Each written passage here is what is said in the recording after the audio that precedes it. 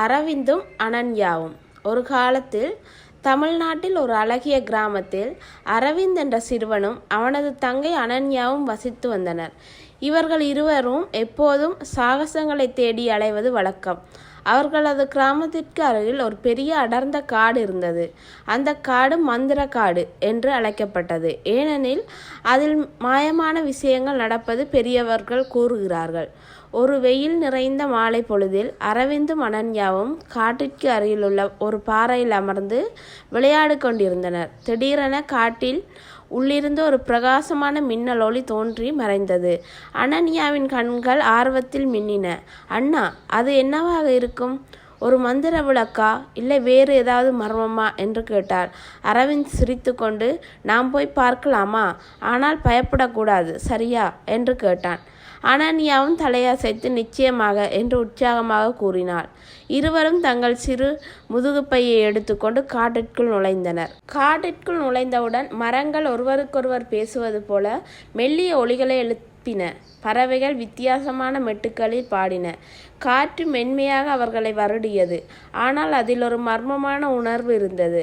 அவர்கள் சிறிது தூரம் நடந்து போகும்போது ஒரு சிறிய முயல் அவர்களுக்கு முன்னால் தோன்றியது. ஆனால் இது சாதாரண முயல் இல்லை. அதன் கண்கள் நீல நிறத்தில் மின்னின. மேலும் அது மனித மொழியில் பேசியது. வணக்கம் அரவிந்த், அனன்யா. நான் மந்திர முயல் மணி. இந்த காடு உங்களை தேர்ந்தெடுத்தது. இங்கு ஒரு பழைய மந்திர பெட்டி மறைக்க வைக்கப்பட்டுள்ளது. அதை கண்டுபிடித்தால் இந்த காட்டின் மந்திரங்கள் உங்களுக்கு உதவும் என்று கூறியது. அரவிந்த் ஆச்சரியத்திலும், எங்களுக்கு எப்படி இது தெரியும்? நாங்கள் வெறும் குழந்தைகள் தானே என்று கேட்டான். முயல்மணி சிரித்து கொண்டு, காடு தேர்ந்தெடுக்கும் நபர்கள் சாதாரணமாக இருக்கலாம், ஆனால் அவர்களின் இதயம் தூய்மையாக இருக்கும். வாருங்கள், உங்களுக்கு 3 சவால்கள் காத்திருக்கிறன என்றது. முயல்மணி அவர்களை ஒரு பெரிய ஆலமரத்திற்கு அழைத்து சென்றது. அங்கு மரத்தின் உயரமான கிளையில் ஒரு மந்திர பறவை அமர்ந்திருந்தது. அதன் இறகுகள் வானில் நிறங்களில் மின்னின. பறவைகள் அவர்களை பார்த்து, என்னை அடைய வந்தீர்களா? முதலில் என் புதிருக்கு பதில் சொல்லுங்கள் என்று கூறியது.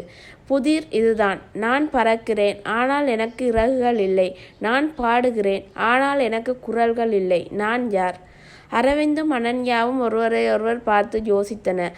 அனன்யா மெதுவாக, அண்ணா, இது காற்றாக இருக்குமா? காற்று பறக்கும், ஆனால் இறகுகள் இல்லை. மரங்களுக்கு இடையே போகும்போது பாடுவது போல் ஒலிக்கும், ஆனால் குரல் இல்லை என்று கூறினார். அரவிந்த் உற்சாகமாக, ஆமாம், காற்று என்று பதிலளித்தான்.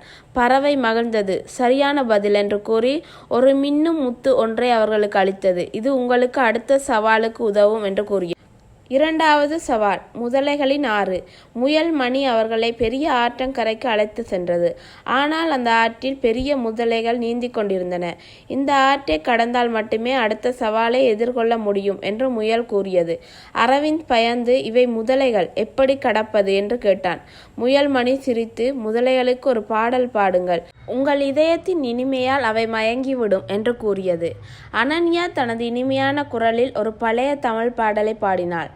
ஆறு கரையோரம் பூத்த மலரே, நீலவானத்தின் பறந்த பறவையே. அவளது குரல் ஆற்றின் மேல் எதிரொலித்தது.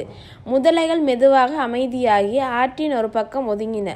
அவர்கள் ஒரு மரப்பாலத்தை கண்டனர். அதை கடந்து ஆற்றின் மறுபக்கம் வந்தனர்.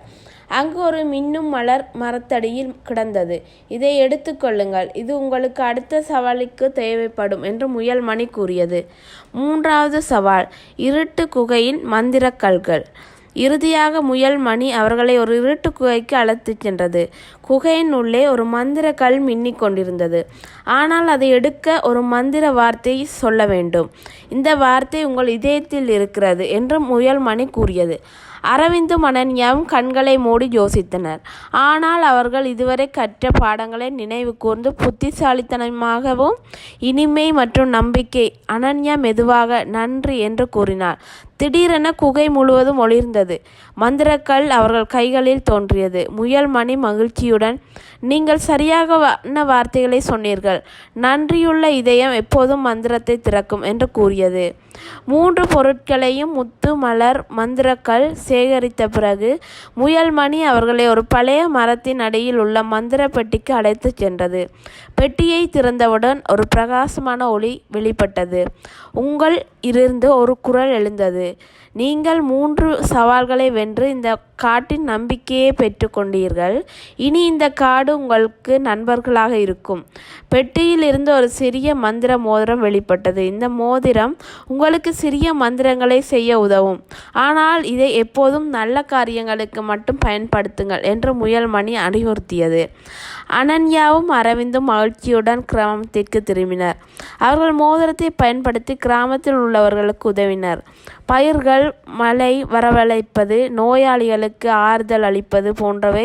மந்திரக்காடு இனி அவர்களுக்கு ஒரு பயமுறுத்தும் இடமாக இல்லை, மாறாக ஒரு மந்திர நண்பனாக மாறியது.